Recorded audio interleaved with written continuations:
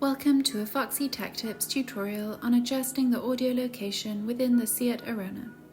If you find this tutorial helpful, please consider subscribing to my channel and liking the video. Press the menu button to the right of the screen.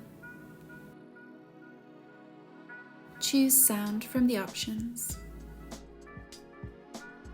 This red target is where the audio will be targeted in the car.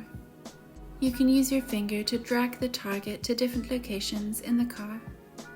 If you are the only person in the car, you may want to put the target only on the driver's side, or just in the front.